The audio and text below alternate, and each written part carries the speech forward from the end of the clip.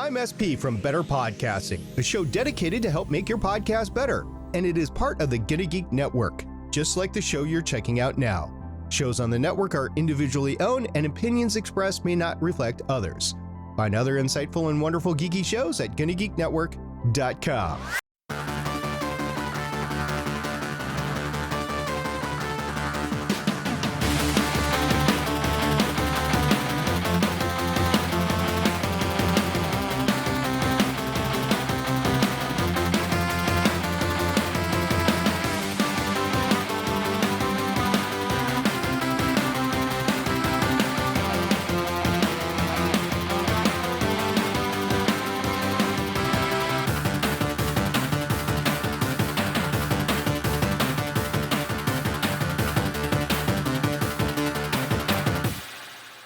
And welcome to Play Comics, where once again we're looking at a video game based on a comic property and how well it represents that source material. And today, we're just looking at everything, because sometimes that's what you do, just throw everything into a blender and see what happens. And taking on that giant task with me today is Perry Constantine from Japan on Film and Superhero Cinephiles. Perry, how are you today? I'm doing very good. How about you? I'm so excited for this one.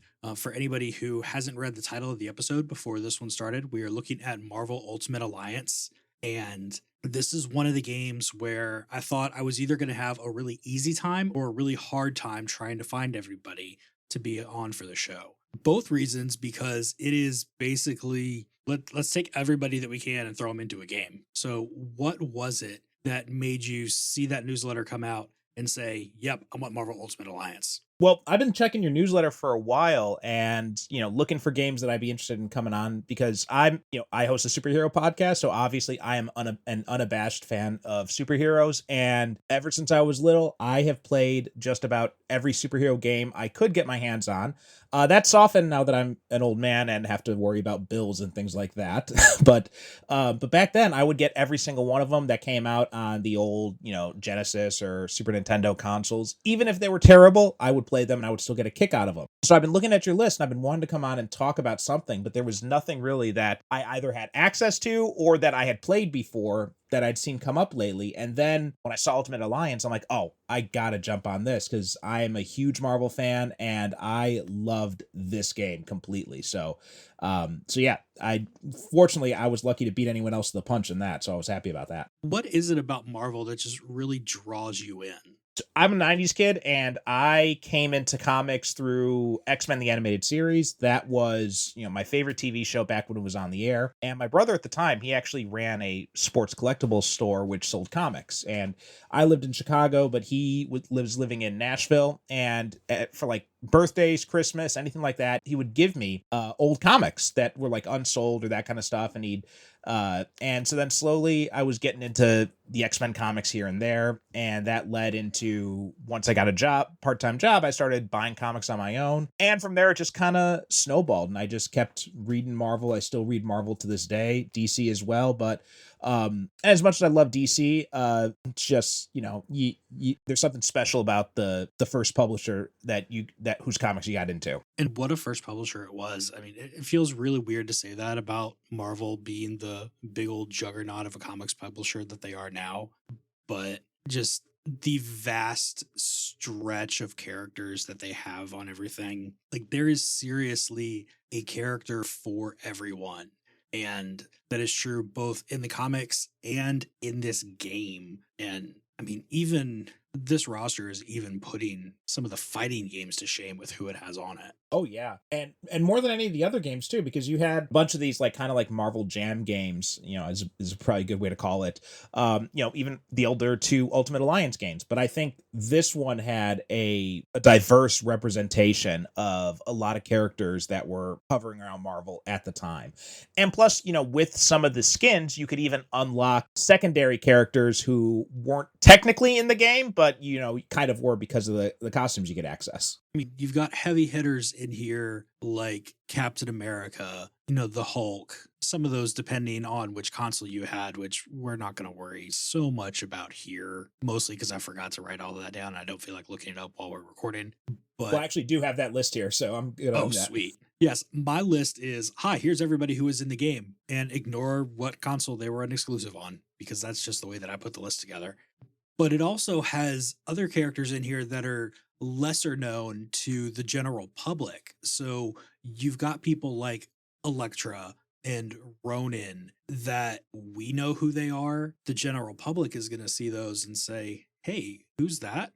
There's a Spider Woman. Why is there a Spider Woman?" Yeah, and representations of different teams here, right? You have a bunch of X-Men characters, you have all the Fantastic Four, bunch of Avengers characters, some Defenders characters. So yeah, and even a few villains too tossed in.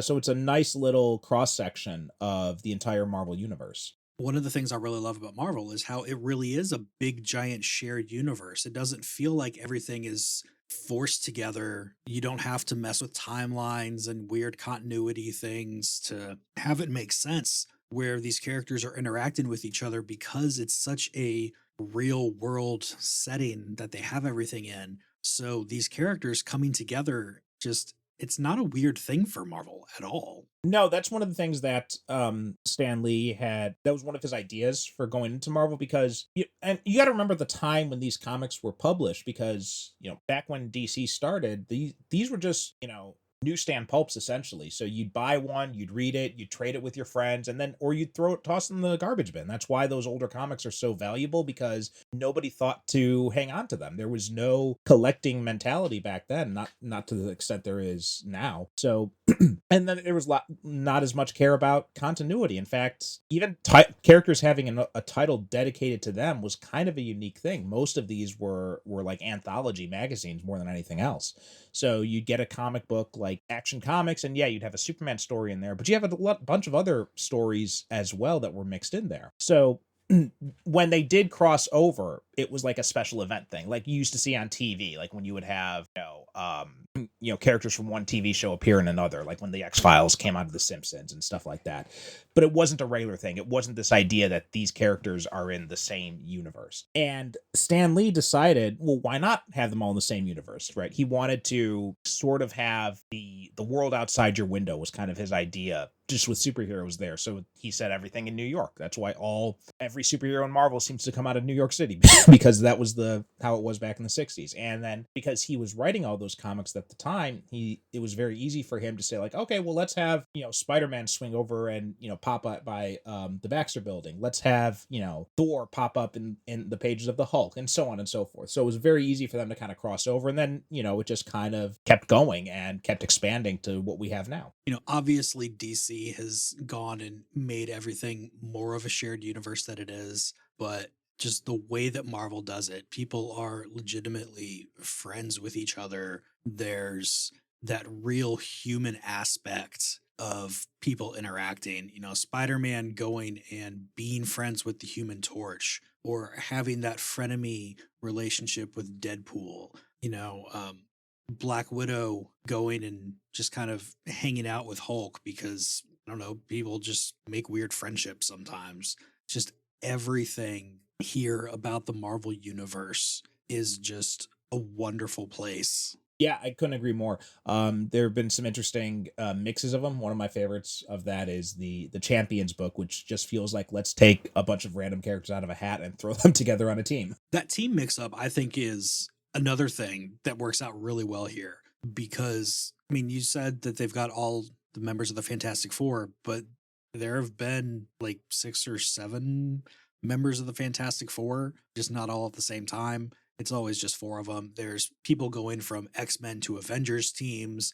There's people going, Defenders and Champions and West Coast Avengers and Great Lakes Avengers and Spider Alliance group of whatever they're calling it this month. Just so many teams. It seems like everybody, when they make a new configuration of a team, they want to give themselves a new team name, which partly makes it hard to keep track of as fans, but also if I was getting together with different people and stuff, I would want to have a different team name. That's just really cool. Yeah, agreed completely. Yes. So when you get in here and look at this, just you might be able to put together a team that didn't exist somewhere in the comics, but they could exist in the comics. There are no people in here, I think, that you could sit there and say 1000%, yeah, they would never work together. It would just never happen. Yeah, and I mean, even some of the villains have. I mean, I guess you could probably make a case for Doom, but even he's had his heroic turns in the past. Going along with that team aspect is you do have bonuses if you're able to replicate a team that existed in the comics, and it's not perfect because there have been some teams I created that were deep cuts for me that I knew about, and the game was just like no bonus. Oh, we're going to try to come up with some of the craziest configurations we can for these characters. Well, I dropped some promos for a few other things. I was just gonna say, awesome. I'm looking forward to it. I believe there's a hero in all of us that keeps us honest, gives us strength, makes us noble. And his name is A damn fine cup of coffee. Do you enjoy comic books? Do you perhaps enjoy reading said comics while also consuming a tasty beverage? Well, hello, my friend. I am the caffeinated Clinton Robinson, and I invite you to join me on the Coffee and Comics podcast, where I look at a random comic roughly in the span of time it takes to have a nice little coffee break. So if you enjoy casual comics discussion, and references potentially even more dated and randomly strung together than the ones in this promo, be sure to check out the Coffee and Comics podcast. Available on all the most brewtastic podcast apps. drink. I like it. I know, it's great, right? Another. Hey, where are all my comic books? Imagine a podcast that celebrates the things we love. Why spend time being so angry and cynical about our fandoms? Join me, the irredeemable Shag, for a show where we're just trying to be happy. The Once Upon a Geek podcast. Our discussions focus on a variety of geeky subjects that we're passionate about. While the topics will be ever-changing, our focus will be on science fiction, comic books, what it means to be a geek in this world, and other nostalgia-fueled ideas. Life is short. Focus on the positive. Find your joy. The Once Upon a Geek podcast, part of the Fire and Water Podcast Network.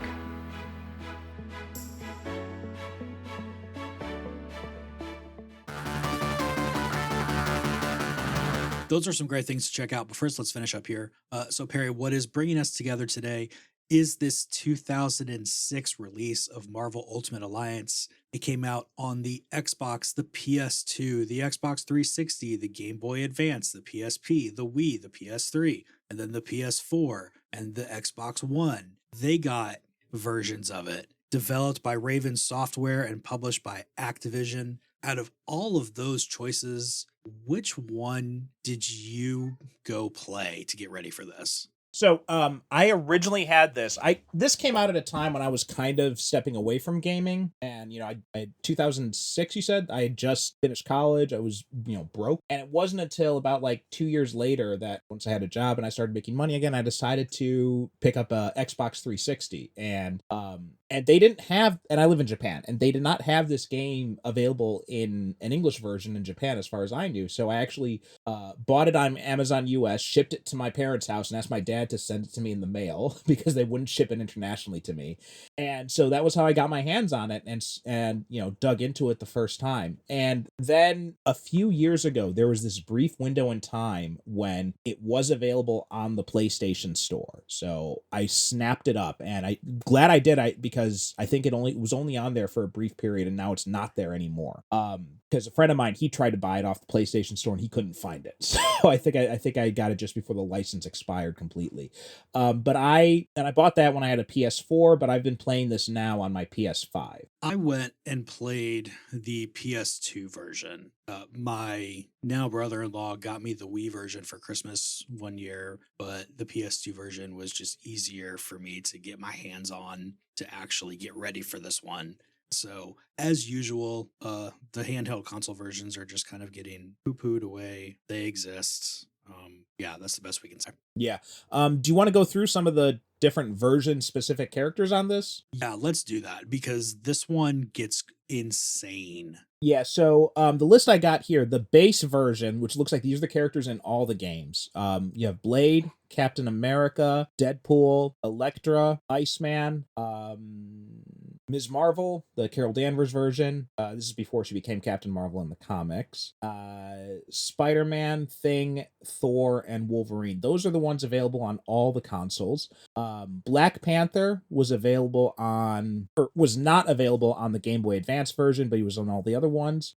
Black Widow was only on the PlayStation Portable, the PSP. Captain Marvel, this is the Marvel version of the character. He was also exclusive to PSP. Colossus was exclusive to PS3, Xbox 360, and Wii, and also the 2016 re-released versions that were available on the online stores.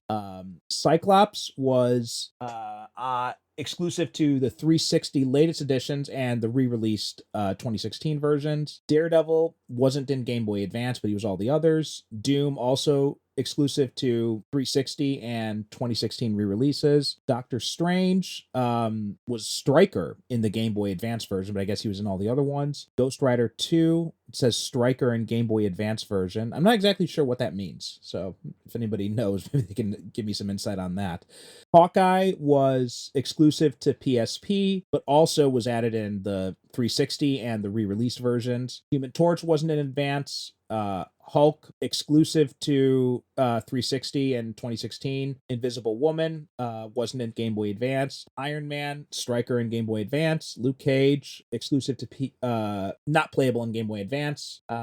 Magneto 360. Let me just go through the 360 one so I don't have to keep repeating that. So Magneto was exclusive to that as well. So was Nightcrawler, Sabretooth, and Venom, and ones that weren't in Game Boy Advance but weren't all the others, Mr. Fantastic, Nick Fury, Spider-Woman, and Storm. Let's see what else we got here. Moon Knight was also on seventh generation consoles, so PS3, 360, and Wii, and all the re-releases. And then from there we had those. Jean Grey, she was Stryker in Game Boy Advance, is also exclusive to Game Boy Advance. And Silver Surfer was Stryker in Game Boy Advance. And I think that's all of them. Oh, Ronan. Ronan was exclusive to PSP as well. It is a crazy lineup. Yeah, absolutely. It's like I said, and there's some that never knew that Black Widow or Ronan were in any version of it, and I thought the re-release version had all the characters in it, but I guess they did not put in Black Widow or Captain Marvel or Ronan in those versions. Okay, this is bugging the mess out of me now.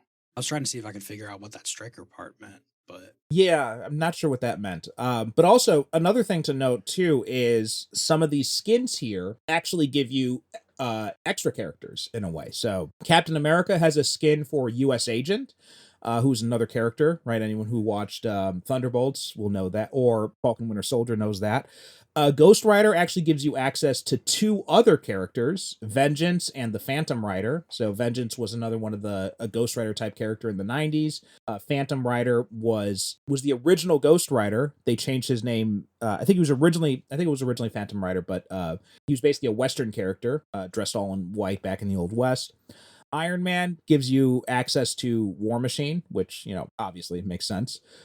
Ms. Marvel, the Carol Danvers version, you could also access her as Sharon Ventura, who's another character who took on the mantle, and she was also a Fantastic Four member at one point in the past. Spider-Man, you get access to the Scarlet Spider, the Ben Reilly version. Spider-Woman, right, is Jessica Drew, basically is the classic version, but you also have the Julia Carpenter Spider-Woman, who later became Arachne, and also Spider-Girl, Peter and Mary Jane's daughter from a alternate timeline. And for Thor, you also get access to Beta Ray Bill as well. So you have a few. They don't have any special moves or any different moves, but if you want to play with some, alternate characters, you do have those options too. And some of the other ones, you just get cool different costumes to wear. So like Storm has a retro one. That's the main one that sticks out to me because I was playing with her a lot earlier today. And yeah, you're not really getting a new character with it, but it's a cool, different costume to wear. So that's a nice touch with this. And on that note, I forgot about the version exclusive characters. So Black Widow, you also can get the Yelena costume. For Marvel, right, you can also get his son, Jedisvel. And for Doctor Doom, you can get his son, Christophe Bernard. And then for Venom, you can get 2 extra characters. You can get the Angelo Fortunato version of Venom or the Matt Gargan version of Venom, who's also Scorpion in the comics. So obviously somebody over at Raven Software really loved this Marvel stuff, because why else would you go in here and have so many secret things going on with the game? Like, this is just a love letter to everything that somebody loves at Marvel. Yeah, absolutely. And not only the costumes, but every single between each level, you go back to your base of operations, which rotates throughout the game. But a big part of it is at Avengers Tower. That was a really new thing at the time in the comics. So they were keeping very up to date with what was happening in the comics. Some of these outfits they choose are very deep cuts. And you also have Blade in his Night Stalker's costume, or Blade in his classic green jacket costume, is stuff that I think most people wouldn't know about.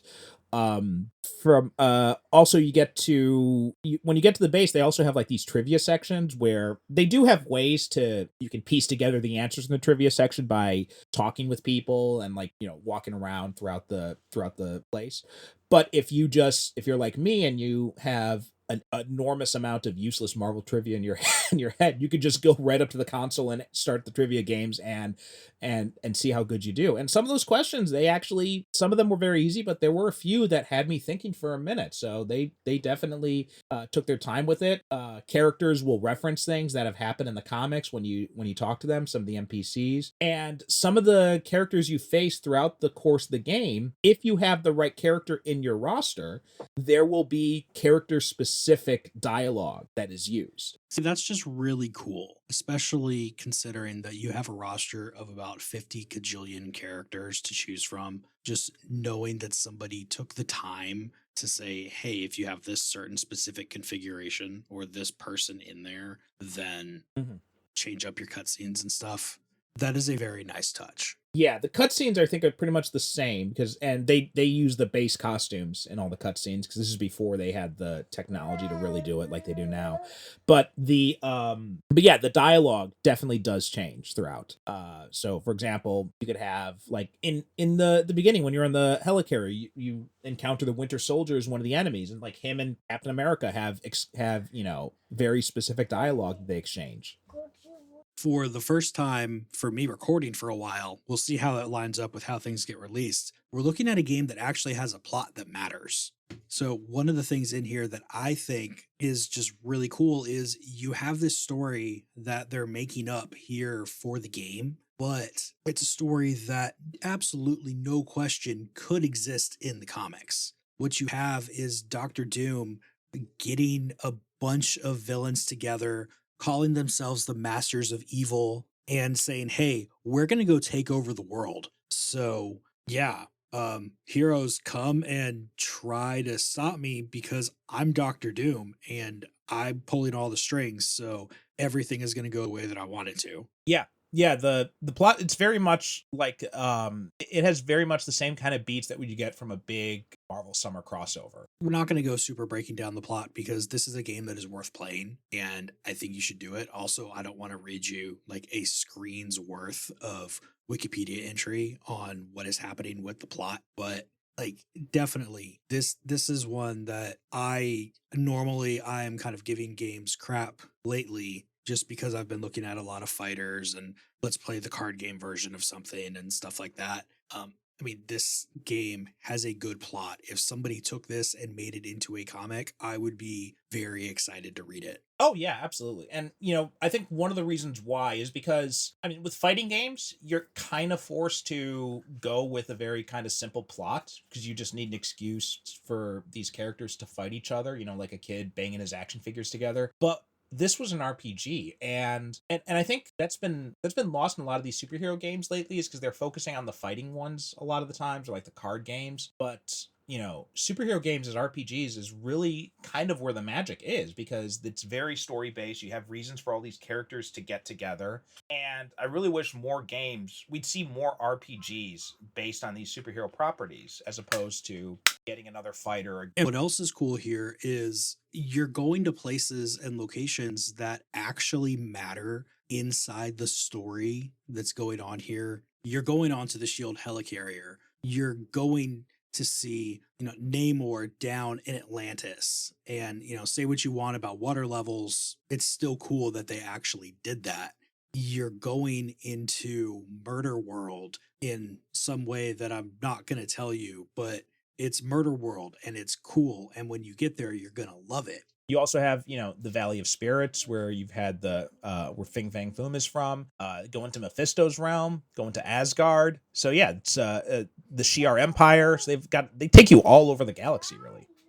This game really is just showing off everything that is special about Marvel. And I really wish that I could get a hold of somebody who had some kind of hand in selecting what characters could be in here, because I want to know how they whittled that down. This is definitely not just let's take all the super popular characters, because this is a couple years before the MCU started. So we see these names now, and Iron Man, of course he's in there. He's Iron Man. But this is 2006, where it was still Iron Man. Who's that? Yeah.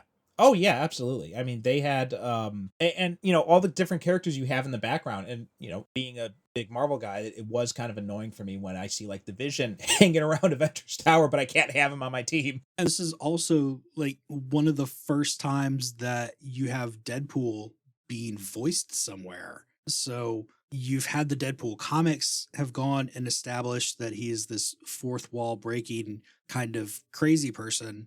But this is where somebody is, for the first time, coming and making that something you can actually watch and hear and everything. Yeah, that's a good point. I completely forgot that this was at a time when, Deadpool was mostly just known in the comics. And I was trying to think in my head, like, when were other times he'd appeared, even before the movie. But this was before, Ryan Reynolds first appeared as him in X-Men Origins. This was even before the Deadpool video game that was on PS3, I believe it was. Mm-hmm. And it was before he even started appearing in some of the animated stuff. Like, I think his only appearance before this might actually have been the X-Men animated series, where he wasn't even voiced. He was just like a cameo character. I completely forgotten he was in there, and I'm the one that caught that on Legends of S.H.I.E.L.D., or at least the one that mentioned it. Oh man, that is just it's so cool knowing that we can sit here and say, here in 2006, here's finally the first appearance of some character. Yeah, and looking over the list, Ronan too is another one, because you got to remember, this isn't, Hawkeye Ronan. This was back when it was Echo was Ronan at that time. So why they even chose that character out of all of them is kind of interesting to me. That's the main reason why I want to get a hold of somebody who had some kind of hand in picking the characters, because those kind of deep cuts are, there's something that I really love about Marvel and Marvel writers. You can tell when somebody has been growing up reading the comics and they just want to reference this story that they really took a hold of when they were a kid, reading everything, and now they have a chance to pop it in. Like, this is somebody getting to do that in video game form. Oh yeah, absolutely. You have, just looking over the list again, you had Magneto in his, 80s costume with now people know because it appeared in the X-Men 97, but I think even comic fans would have been hard pressed to remember this costume. We've kind of touched on the fact that it's an RPG. I don't want to get super bogged down in gameplay, but the way you're playing this game, you pick a team of 4 characters and you're going through doing, it's basically like a D&D style or that kind of thing, dungeon crawler, or like Gauntlet, that's the name that was trying to run away from me. But you're going through these levels, just beating up on everybody, beating up on the bosses, solving the little puzzles to get through to the end of the level. Depending on what characters you have with you, it could be easier or harder just to get past certain things and with your play style, or sometimes you'll need a certain character to make some kind of bridge to get across something. Things like that could happen, or they at least make it a whole lot easier. But this game, just having everybody have to work together is a really, really nice touch. Yeah, and there are characters who there's sometimes when a character you need to move something heavy, so only certain characters can move the heavy stuff. You have other stuff where you need some characters who are more intelligent to be able to access certain things. So all those kinds of things are very helpful. Some characters can fly as their traversal method, others can't. Spider-Man actually does get to web swing as his traversal method, and like we said, there are different team attributes that you can get if you link together certain different teams. And some of these are teams that have existed in the comics. So you've got classic Avengers. If you have a team that includes Black Panther, Cap, Hulk, Iron Man, or Thor. You have a just Avengers team, which includes anyone that is any Avengers character. X-Men teams, obviously. Even Secret Defenders. If you have Doctor Strange, Ghost Rider, Hulk, and Silver Surfer. Like, who remembers the Secret Avengers costume? Well, apparently some people do.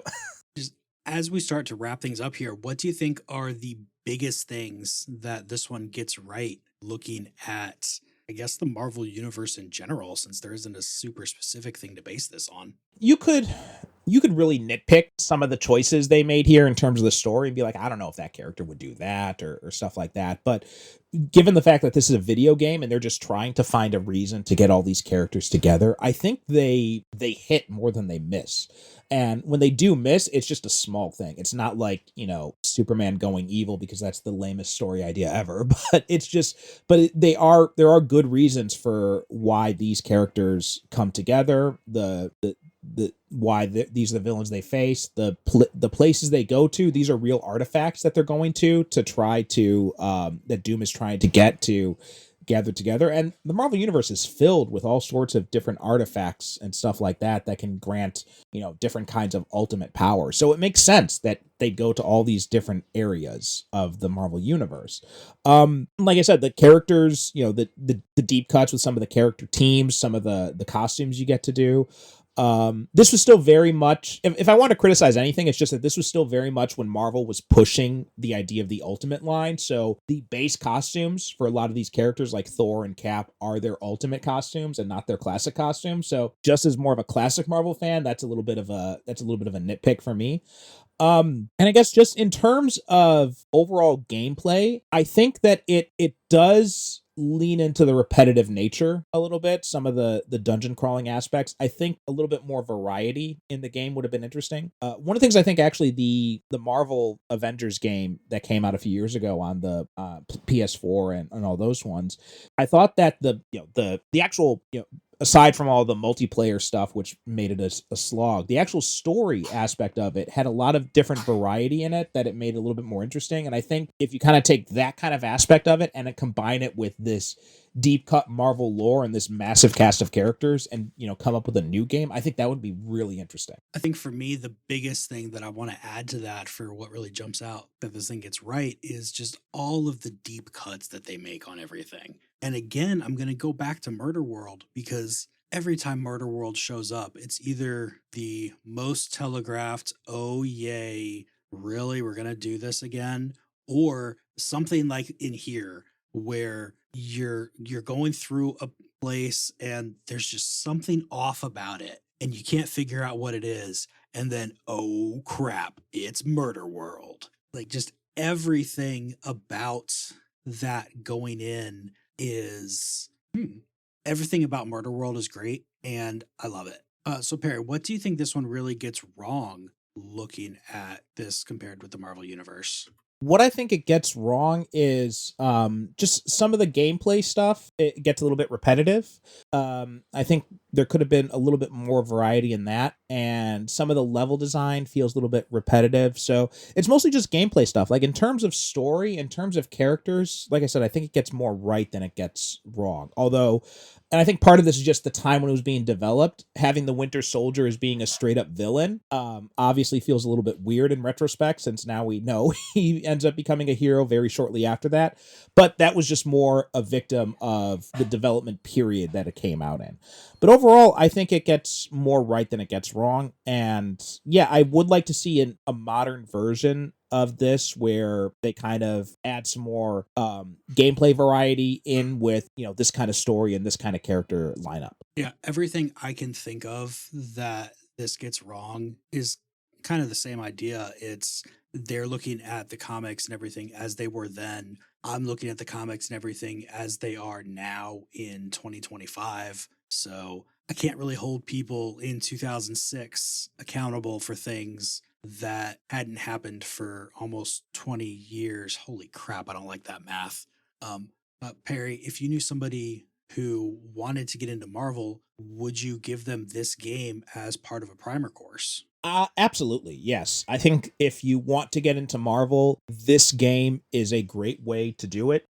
It's also pretty user-friendly in a lot of the ways, because even the next-gen versions still have the cheat code. So if you just want to get into it and play with all the characters at their max levels, you can do that right from the start with just some simple button combinations, which is kind of a lost thing in a lot of games these days.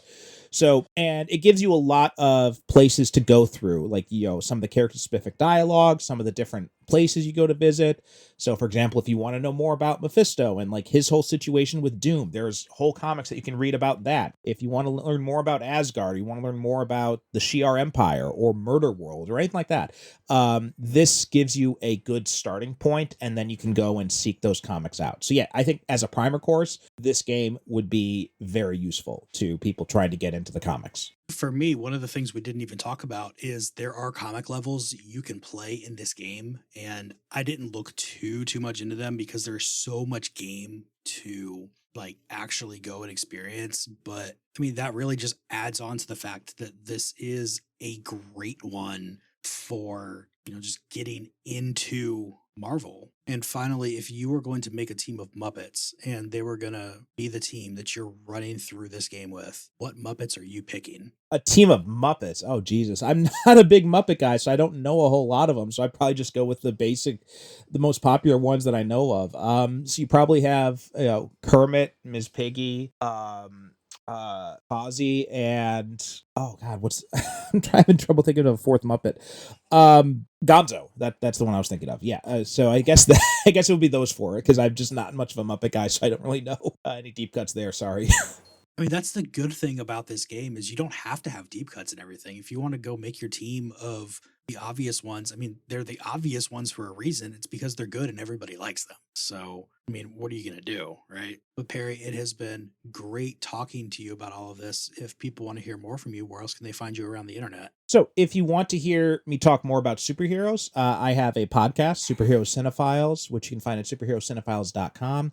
The main focus of that is movies and TV shows that are based on superheroes, but we also talk about, lately we've also started doing comic book specific episodes as well.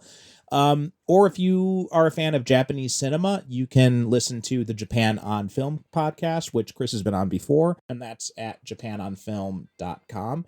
And also, I am an author. I have a Substack, and that is and a Patreon. So I'm doing a sci-fi serial through both of those. You can find details about that if you go to pulpcorner.substack.com or patreon.com/Percival Constantine, or my website, where you can access different books I've done, a few comic books as well, and some superhero fiction. So if you like superhero stuff, there's definitely some stuff there, and that is percivalconstantine.com for all that stuff. And of course, we'll have links to all that stuff down in the show notes, because clicking links is so much easier than trying to remember how to spell things. As for me, the best place to find me is over on playcomics.com, where there's links to all the social media things, which is still Blue Sky and Threads. I mean, I'm comfortable. I'm settled. I've got my people over there, and they're different things on both of them. I mean, not 100% different, but like enough different. It's worth following on both. I think you should do it. If you want to be on the show, then you can do like Perry did and follow that newsletter when I add things to the list. That makes it so you're one of the first people to know when I'm putting the call out for just general guests for everything. It is a really great way to know what you can come be on the show for, or you can just look at the list and see if there's anything on there right now. That's cool too. If you want to support the show, then you can be like Odo, Class, and Dan McMahon and give the show money, because unfortunately it does cost money to run a podcast. Or you can just share it with friends and family and random people on the street, and that random guy who looks kind of familiar going down there, but you can't tell, but he also just jumped away really fast, kind of like a spider, but there's no way he could be Spider-Man, because that would just be crazy, wouldn't it? Don't forget that Play Comics is a part of the GonnaGeek.com network, home to such other wonderful shows as Capes on the Couch, who take a wonderful look at the mental health issues and everything concerning that of comic book characters, although they still need to do a Spider-Gwen episode. I'm going to keep saying that until they do it, or at least until Anthony listens and says something to me about it here. If you want to hear Carrington Martin and I look at our kind of sporadically scheduled